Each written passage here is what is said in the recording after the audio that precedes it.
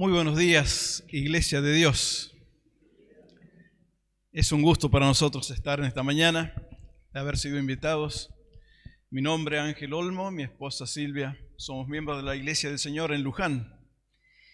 Y con gusto hemos llegado aquí para compartir su palabra. Estamos agradecidos a Dios por este día tan hermoso y un día donde la Iglesia del Señor en distintos lugares se reúne para cantar a su nombre y también para escuchar de su palabra.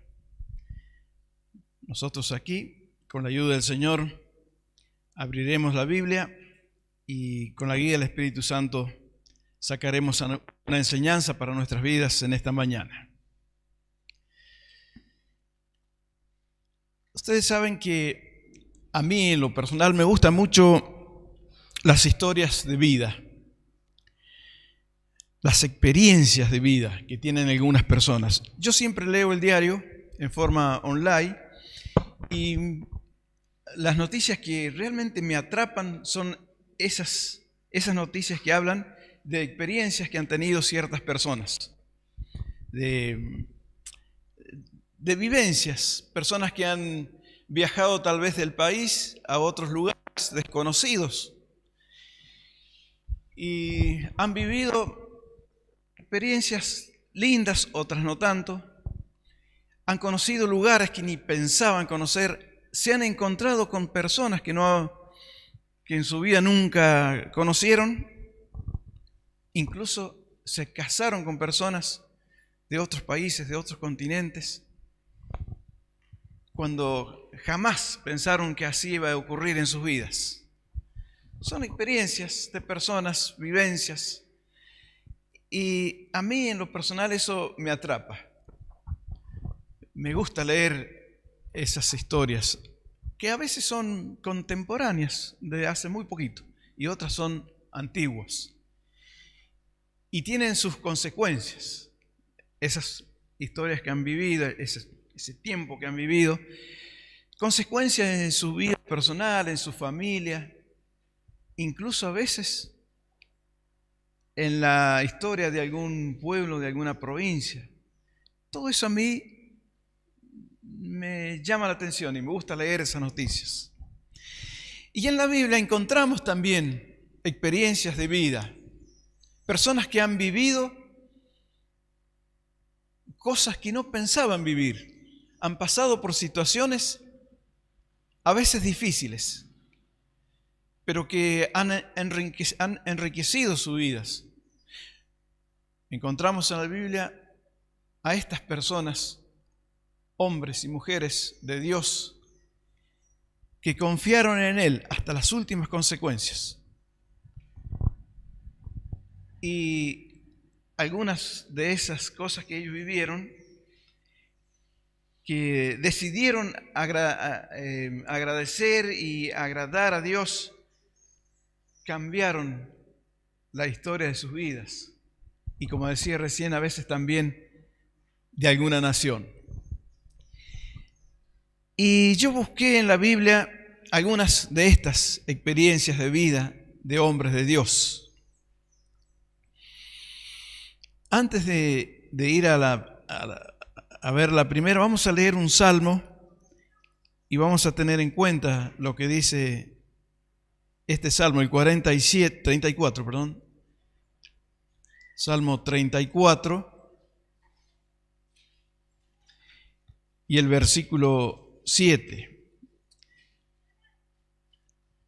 Es una promesa de Dios. El ángel de Jehová acampa alrededor de los que le temen y los defiende. Esta es una promesa de Dios que Él siempre cumplió y que siempre cumple. En la vida de aquellos hombres que vamos a ver hoy, hombres bíblicos, pero también en nuestras vidas. Entonces vamos a ver la experiencia de vida de este primer personaje que yo he elegido, por supuesto, hay muchos más, en Génesis capítulo 37.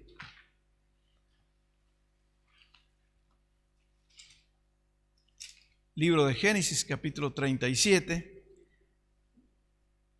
Encontramos allí la historia de un hombre de Dios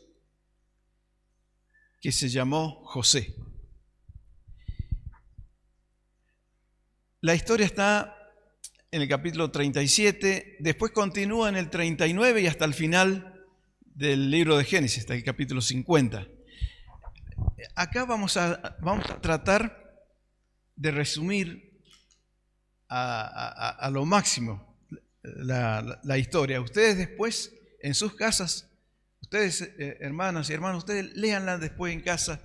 Nosotros hoy aquí vamos, por razones de tiempo, solamente resumir. Y si hay algo que a mí siempre me costó, fue el poder de síntesis. Yo recuerdo que en la escuela secundaria, cuando tenía que resumir un texto, me costaba mucho, porque voy leyendo y me parece que todo es importante. Me cuesta sacar algunas frases, no, si me parece que todo es importante.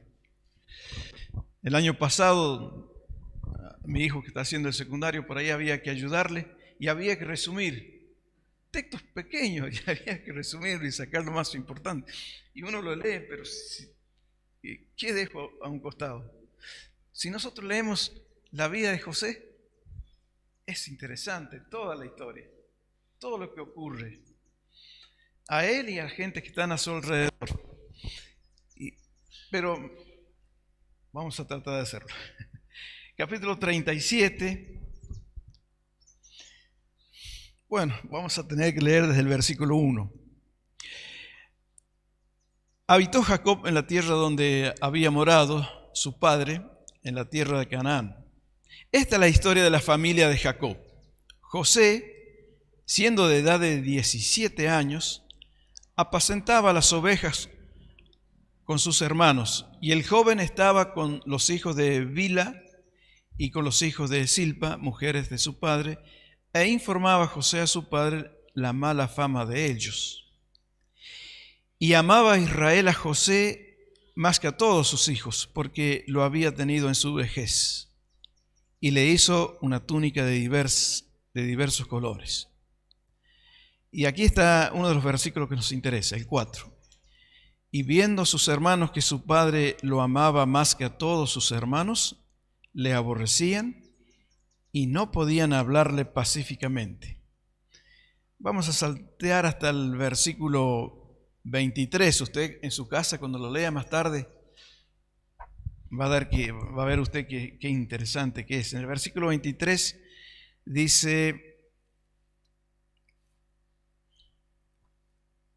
sucedió pues que cuando llegó José a sus hermanos, ellos quitaron a José su túnica, la túnica de colores que tenía sobre sí, y le tomaron y le echaron en la cisterna. Pero la cisterna estaba vacía, no había en ella agua. Y se sentaron a comer pan, y alzando los ojos miraron, y aquí una compañía de ismaelitas que venía de Galaad, y sus camellos traían aromas, bálsamo y mirra, e iban a llevarlo a Egipto. Entonces Judá dijo a sus hermanos: ¿qué provecho hay en que matemos a nuestro hermano y encubramos su muerte? Vengan y vendámosle a los ismaelitas, y no sea nuestra mano sobre él, porque él es nuestro hermano, nuestra propia carne. Y sus hermanos convinieron con él. Y cuando pasaban los madianitas mercaderes, sacaron ellos a José de la cisterna y le trajeron arriba, y le vendieron a los ismaelitas por 20 piezas de plata, y llevaron a José a Egipto. Aquí comienza la historia de vida de José, el más chico de todos los hermanos. Una experiencia en un principio para nada linda, para nada feliz. Vemos aquí en estos versículos, especialmente los últimos, del 23 en adelante, que José estaba en una cisterna,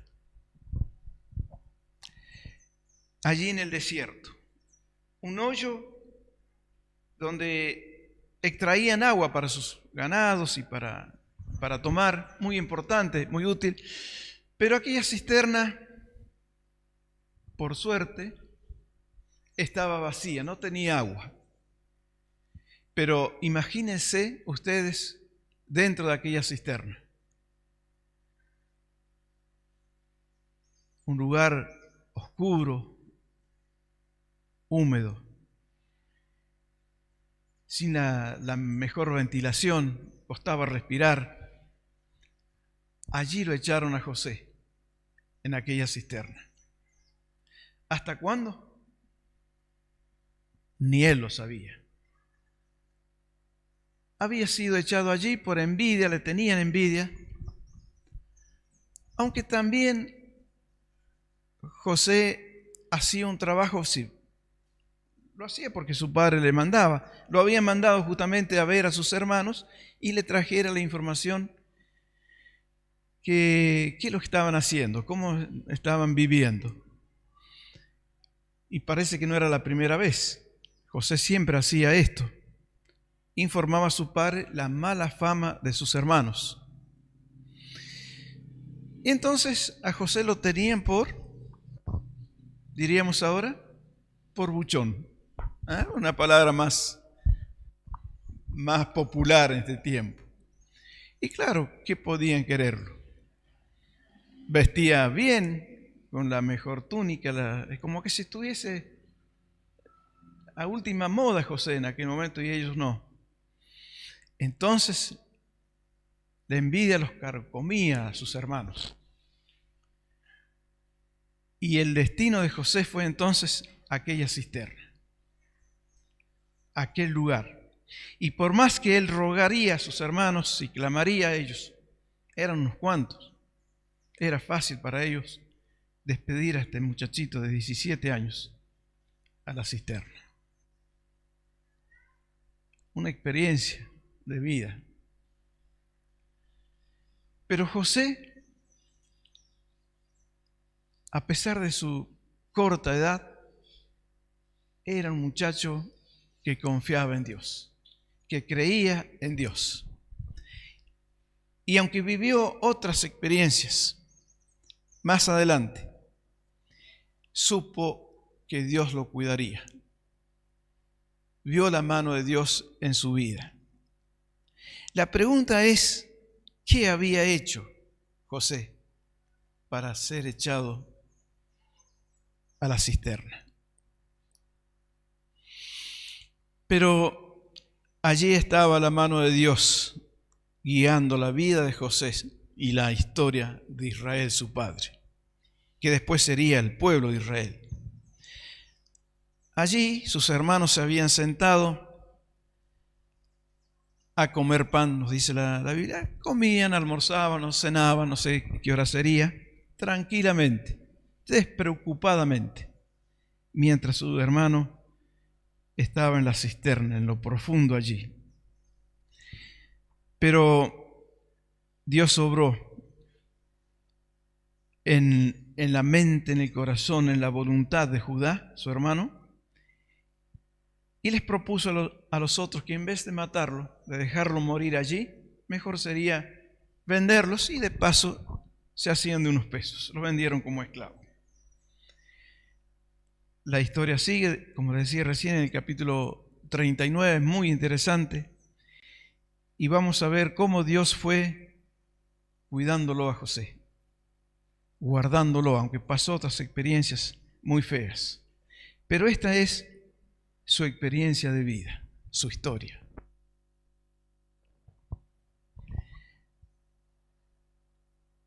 Otra historia de vida que a mí me llama mucho la atención y que es muy similar a la de José, en este caso que vamos a ver, es la historia de Jeremías. En Jeremías capítulo 38, allí nos cuenta la Biblia parte de la historia de este profeta de Dios, otro gran hombre de Dios. Jeremías 38.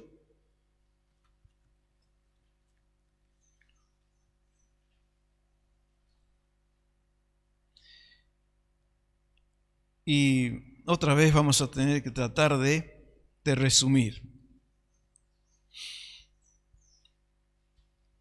Desde el versículo 1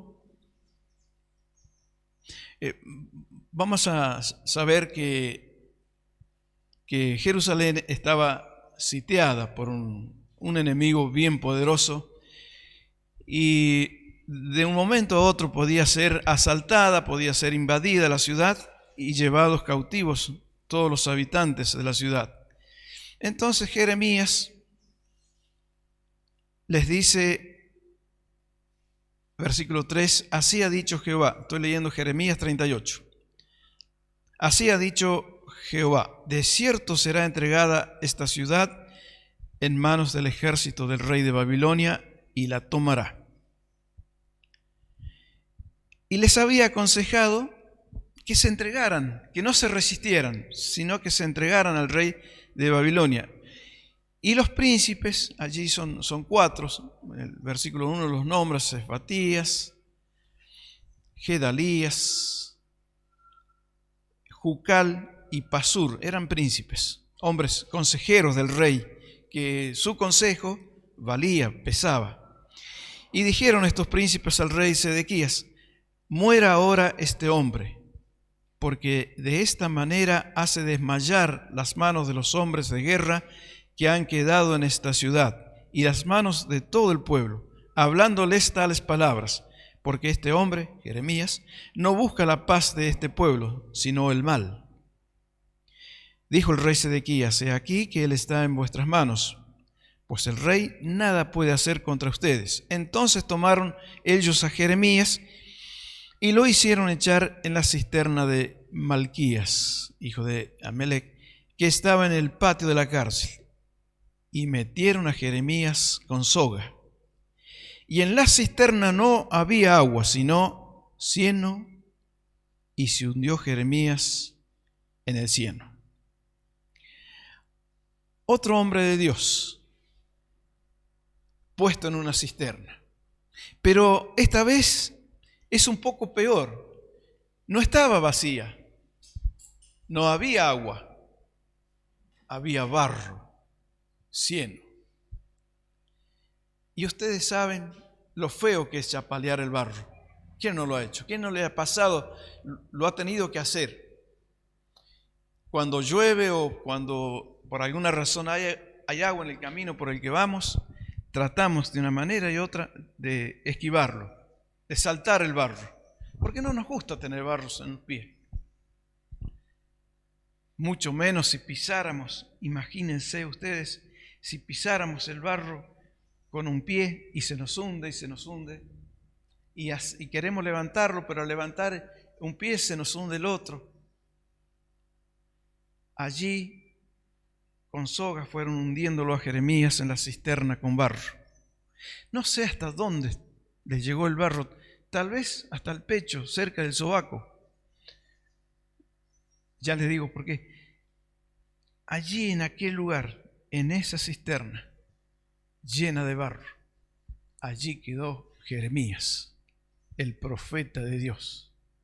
¿Qué había hecho para merecerse eso? Que lo metieran en una cisterna con barro. Pero gracias a Dios,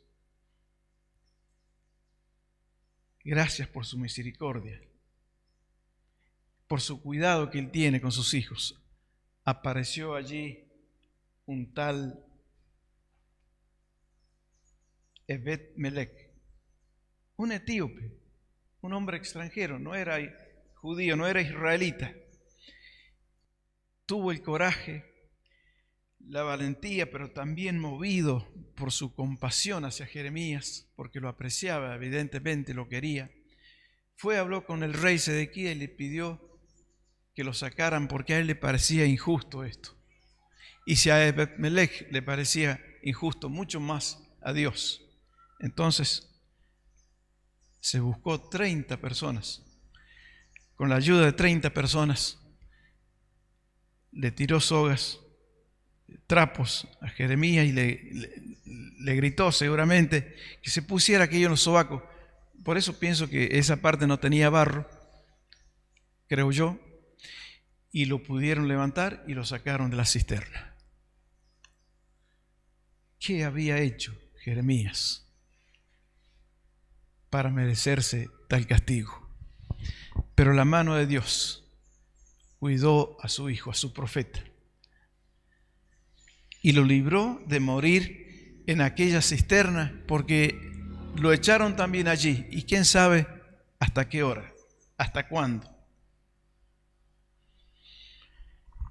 Estuvo José en una cisterna en el desierto, Jeremías en una cisterna con barro en el patio de la cárcel. Pero hay otro personaje que también queremos mucho, que nosotros apreciamos. Otro hombre de Dios como Daniel, que también le tocó vivir una experiencia de vida similar a estos dos. En Daniel, libro del profeta Daniel, capítulo 6,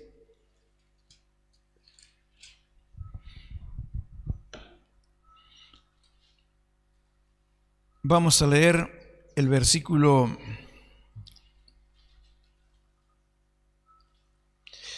'Vamos a ver desde cuándo.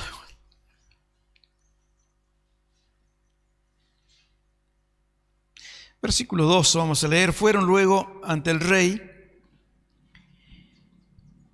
y le hablaron del edicto real, un edicto que ellos le habían hecho firmar al rey. Según el verso 9, firmó el rey Darío el edicto y la prohibición de orar a otro Dios, de pedir a otro hombre que no fuese el rey Darío. Y Darío, en su orgullo, en su soberbia, le pareció bien que nadie en el reino pudiera orar o pedir a otro que no fuese a él. Pero cuando Daniel lo supo, vamos al versículo 10, cuando Daniel supo que el edicto había sido firmado, entró en su casa y abiertas las ventanas de su cámara que daban hacia Jerusalén, se arrodillaba 3 veces al día y oraba y daba gracias delante de su Dios como lo solía hacer antes. Entonces se juntaron aquellos hombres, los sátrapas, aquellos que le habían hecho firmar a Darío, y hallaron a Daniel orando y rogando en presencia de su Dios. Fueron luego ante el rey y le hablaron del edicto real. ¿No has confirmado edicto que cualquiera que en el espacio de 30 días pida a cualquier dios u hombre fuera de ti, oh rey, sea echado en el foso de los leones? Respondió el rey diciendo: verdad es, conforme a la ley de Media y de Persia, la cual no puede ser abrogada. Entonces respondieron y dijeron delante del rey: Daniel, que es de los hijos de los cautivos de Judá, no te respeta a ti, oh rey, ni acata el edicto que confirmaste, sino que 3 veces al día hace su petición. Cuando el rey oyó el asunto, le pesó en gran manera y resolvió librar a Daniel. Y hasta la puesta del sol trabajó para librarle. Pero aquellos hombres rodearon al rey y le dijeron: sepas, oh rey, que es ley de Media y de Persia, que ningún edicto u ordenanza que el rey confirme puede ser abrogada. Entonces el rey mandó y trajeron a Daniel y le echaron en el foso de los leones. Y el rey dijo a Daniel: el Dios tuyo, a quien tú continuamente sirves, Él te libre. Y fue traída una piedra y puesta sobre la puerta del foso, la cual selló el rey con su anillo y con los anillos de sus príncipes, para que el acuerdo acerca de Daniel no se alterase. Qué situación, qué experiencia de vida tuvo Daniel, este hombre de Dios.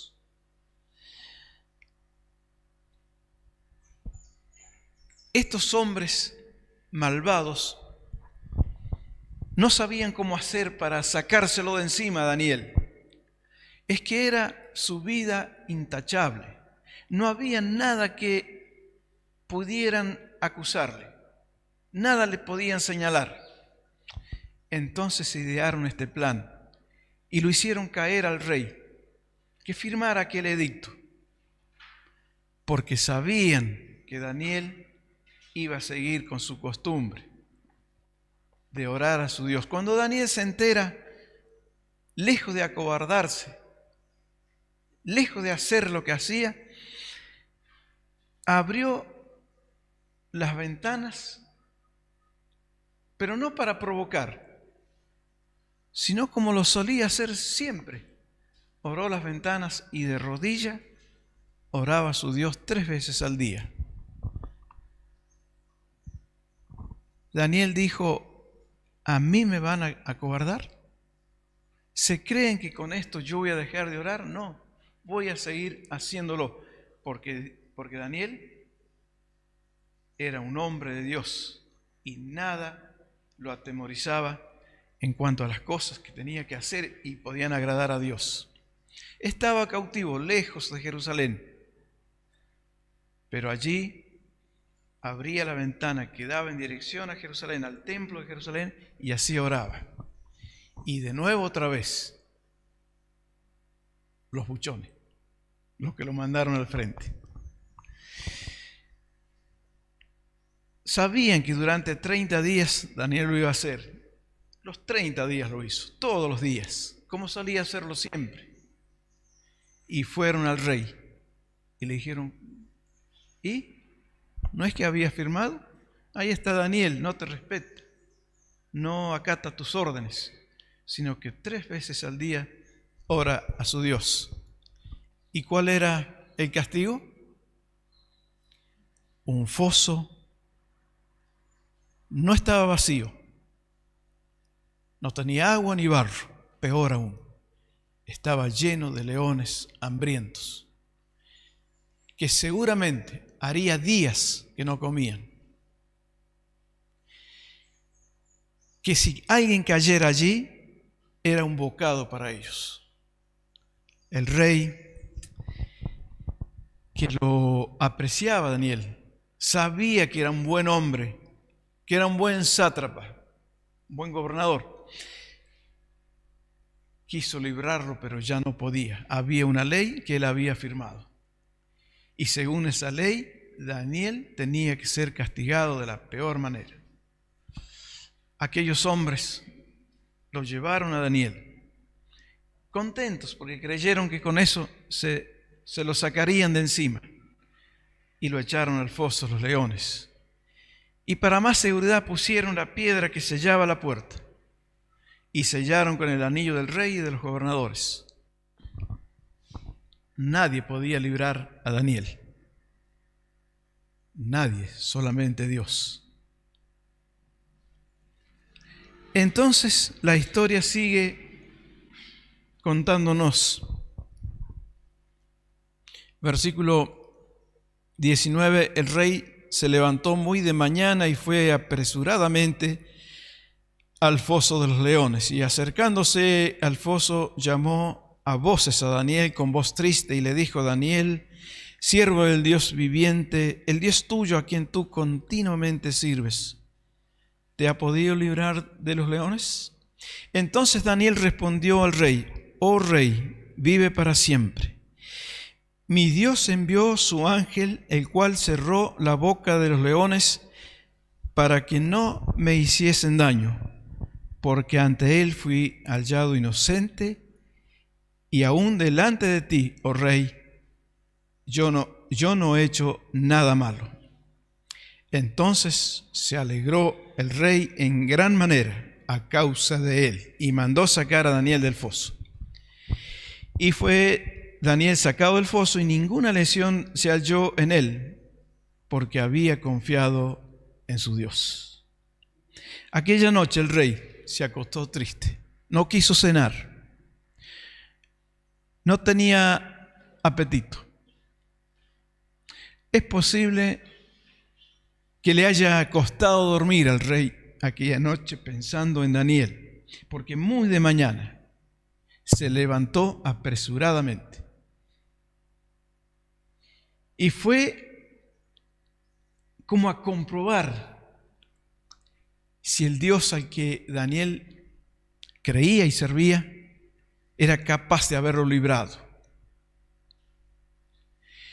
Y tal vez con una pequeña esperanza,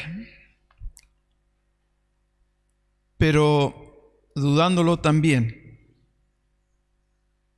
le habló a Daniel a ver si le respondía, y para su sorpresa, Daniel le respondió. Porque dice Daniel: mi Dios envió su ángel para que cerrara la boca de los leones, a fin de que no me hiciesen daño, porque ante él fui hallado inocente. Entonces el rey lo sacó a Daniel y ningún daño fue hallado en él, ni un rajuño. Qué experiencia, ¿no? Qué experiencia de vida. Usted, mi hermano, mi hermana, ¿alguna vez estuvo en el foso de los leones? Tal vez no literalmente con leones, pero ¿tuvo usted alguna experiencia en la vida difícil ante la cual nadie podía hacer nada? Daniel vivió esa experiencia, pero no le pasó nada porque había confiado en su Dios. Mi ángel acampa alrededor de los que le temen y los defiende, dice Dios. Son experiencias de vida que puede que, si no las hemos pasado, puede que la pasemos en el futuro. Momentos difíciles, situaciones difíciles en la vida que tienen que ver con nuestra salud, o tal vez no, pero se nos vence la factura de la luz y no hay con qué pagarla, o la factura del gas, sin el gas tampoco podríamos vivir en nuestros hogares. Situaciones realmente difíciles que pareciera que no hay solución, pero allí está la mano de Dios para cuidar y proteger a sus hijos, a sus hijas que confían en Él. Dios no ha cambiado. Es el mismo Dios de José, de Jeremías, de Daniel. Es posible que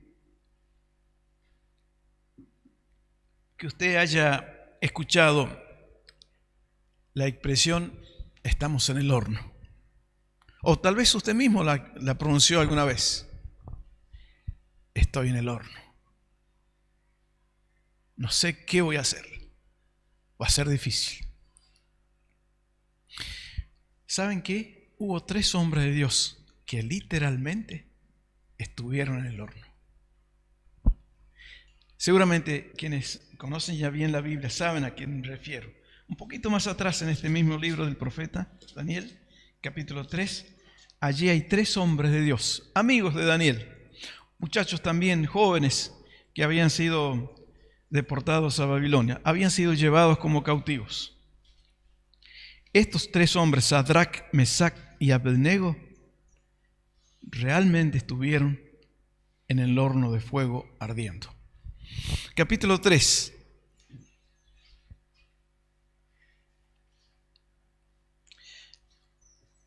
El versículo 1 dice: el rey Nabucodonosor hizo una estatua de oro cuya altura era de 60 codos, 27 metros aproximadamente de altura, y su anchura de 6 codos, 2 metros, casi 3 metros de ancho.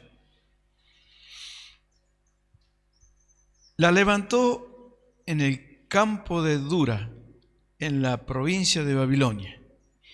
Y envió el rey Nabucodonosor a que se reuniesen los sátrapas, los magistrados y capitanes, oidores, tesoreros, consejeros, jueces y todos los gobernadores de las provincias para que viniesen a la dedicación de la estatua que el rey Nabucodonosor había levantado.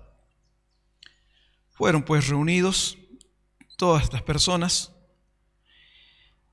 a la dedicación de la estatua que el rey había levantado, y estaban en pie delante de la estatua que había levantado el rey. Versículo 4. Y el pregonero anunciaba en alta voz: mándase a ustedes, oh pueblos, naciones y lenguas, que al oír el son de la bocina, de la flauta, del tamboril, del arpa, del salterio, de la zampoña, de todo instrumento de música, se postren y adoren la estatua de oro que el rey Nabucodonosor ha levantado. Y cualquiera que no se postre y adore, inmediatamente será echado dentro de un horno de fuego ardiendo. Versículo 8. Por esto en aquel tiempo algunos varones caldeos vinieron y acusaron maliciosamente a los judíos. Hablaron y dijeron al rey Nabucodonosor: rey para siempre vive.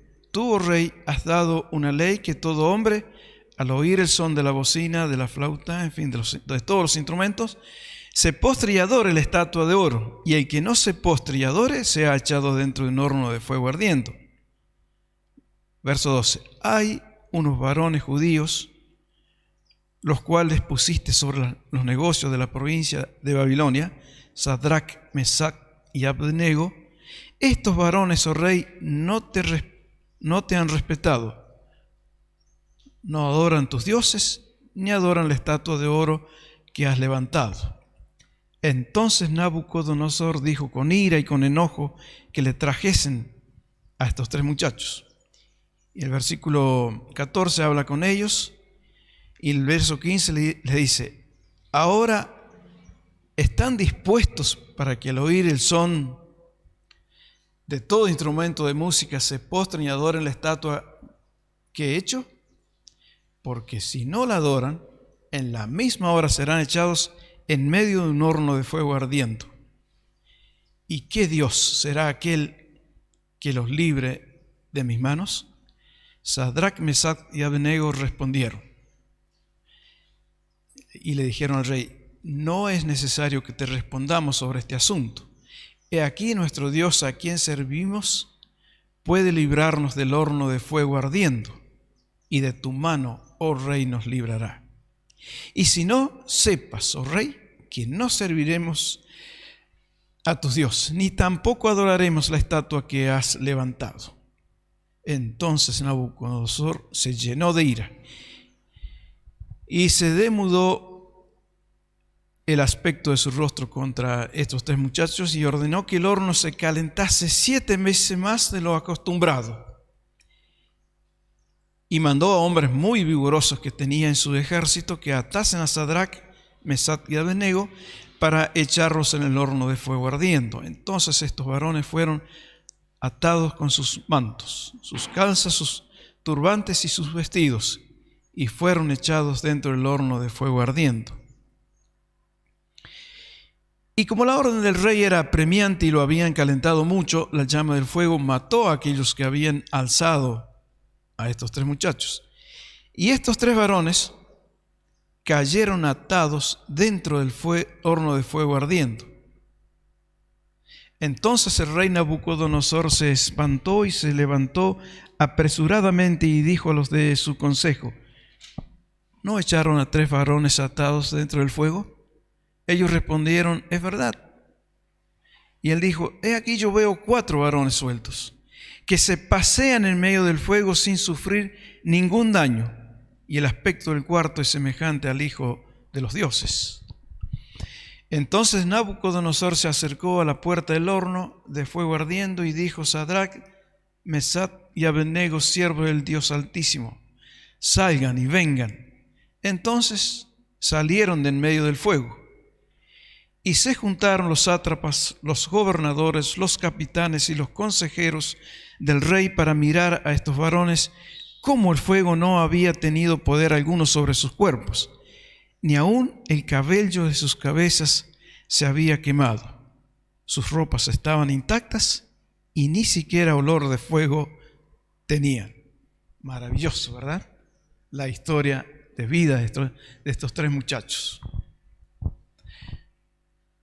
Qué ocurrencia la de aquel hombre, aquel rey Nabucodonosor, orgulloso, soberbio, que se creían dueños de la vida de todos los demás.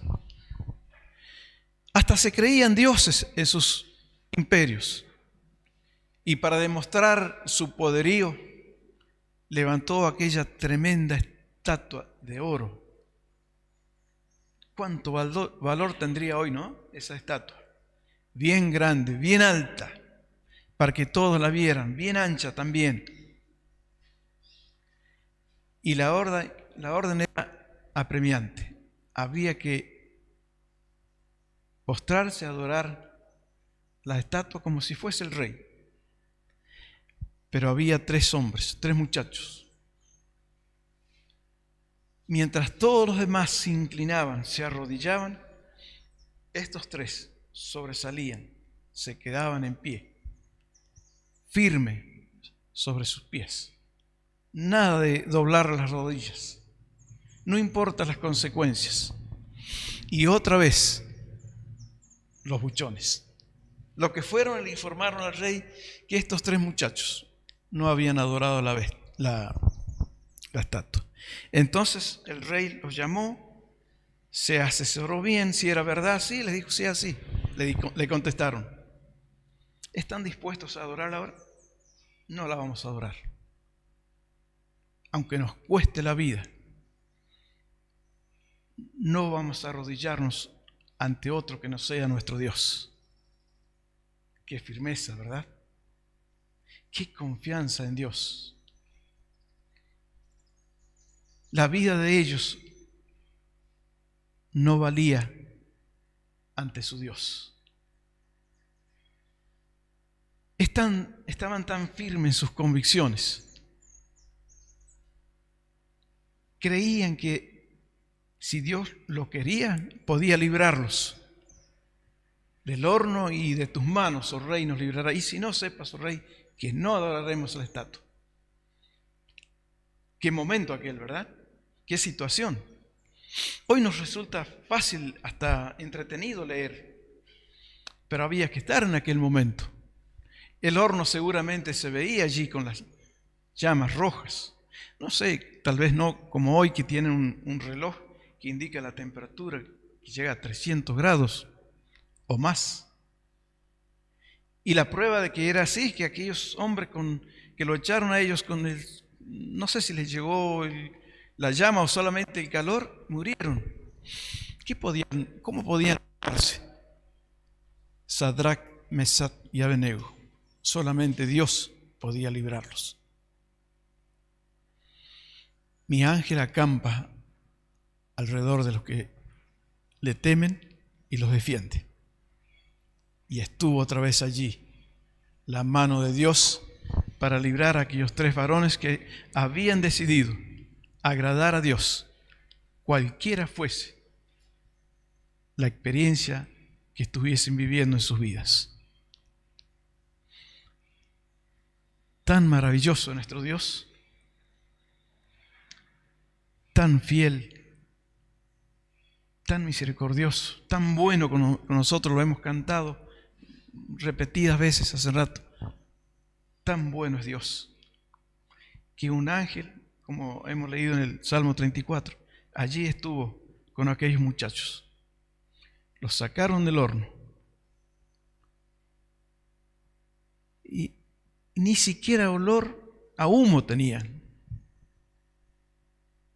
Maravilloso nuestro Dios, grande es nuestro Dios, misericordioso para quienes están dispuestos a obedecerle. Esta fue su experiencia de vida. Y me vuelvo a preguntar, ¿qué hicieron Sadrac, Mesach y Abednego para ser echados al horno de fuego? ¿Qué habían hecho para merecerse tal castigo? Al final del capítulo dice, yo sigo pensando que ustedes lo van a leer a todo el capítulo detenidamente en sus casas. En el último versículo, en el 30, dice: entonces el rey engrandeció a Sadrach, Mesach y Abednego en la provincia de Babilonia. Los engrandeció. Sumo respeto. Cuidado con hablar mal del Dios de estos hombres, porque será despedazado y su casa destruida. Cuando estos 3 varones caminaban por la calle, cuidado con faltarles el respeto, porque eran 3 hombres de Dios que habían vivido una experiencia de vida que el rey Nabucodonosor los engrandeció.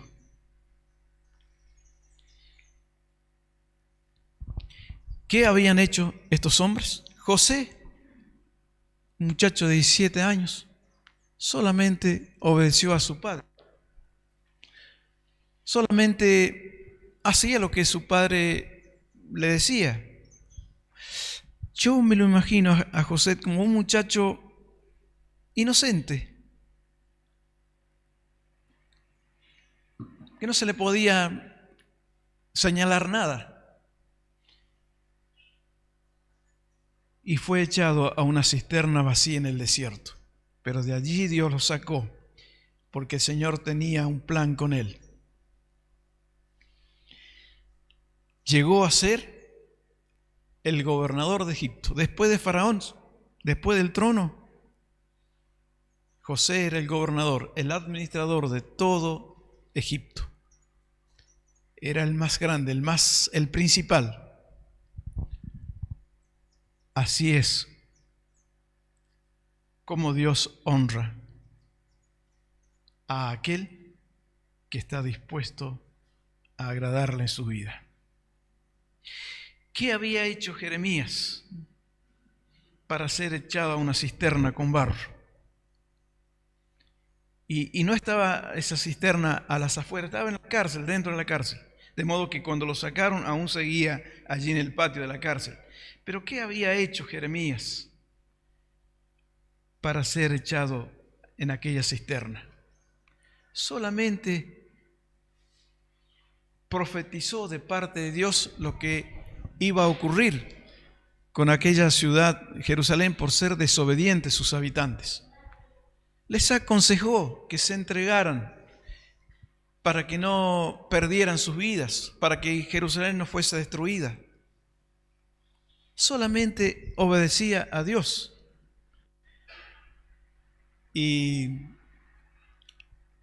por esa razón, Jeremías fue echado a aquella cisterna con barro, pero después, si ustedes leen un poco más la historia, van a ver que Jeremías fue, después el rey Gedalías, creo que fue el que quedó, porque después la ciudad fue tomada por el rey de Babilonia, fue destruida, pero a Jeremías se le dio a elegir, quisiera lo que quisiera.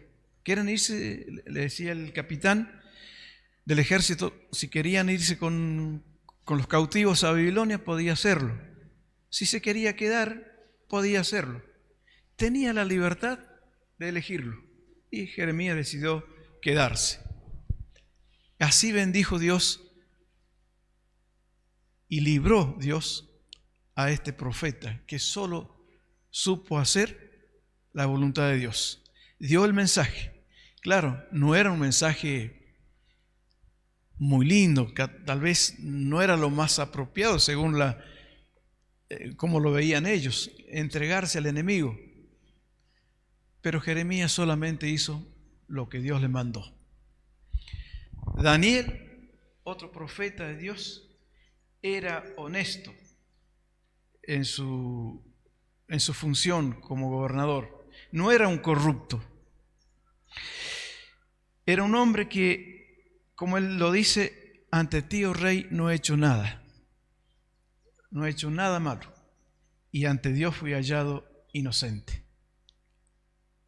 Llevaba una sola vida, no una vida doble. Era fiel, era correcto en su trabajo, pero también era fiel para con Dios. Y Dios le libró de la boca de los leones, porque confió en Dios.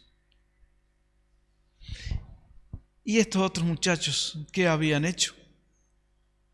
¿O qué no habían hecho? No se habían postrado ante la estatua, porque la tenían clara. Solamente Dios era digno de la adoración.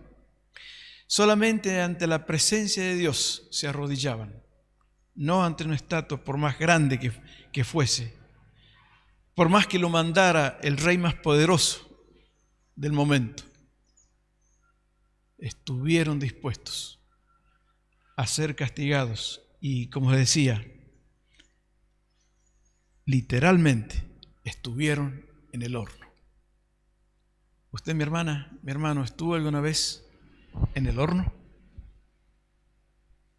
¿Alguna vez expresó eso de decir, estoy en el horno, no sé qué voy a hacer?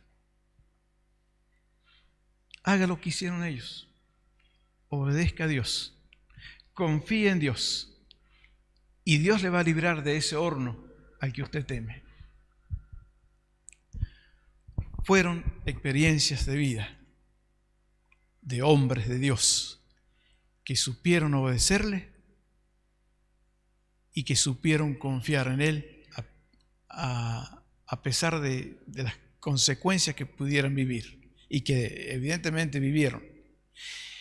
Que el Señor nos ayude, mis hermanos, que son miembros de esta iglesia, que viven en este lugar, que tiene un nombre bonito, buen orden, a que vivamos vidas con un buen orden delante de Dios, seguros de que su ángel ha de acampar a nuestro alrededor y nos ha de defender, cualquiera sea la situación que nos toque vivir. Voy a terminar con el versículo que citó mi hermano en Lamentaciones 3:25. Me gustó ese, con esto termino. El libro de Lamentaciones.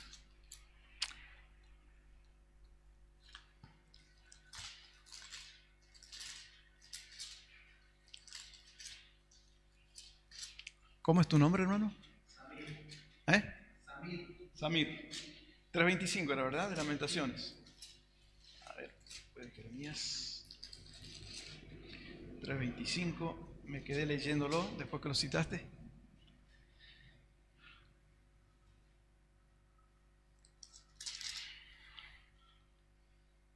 Bueno es Jehová a los que en Él esperan, al alma que le busca.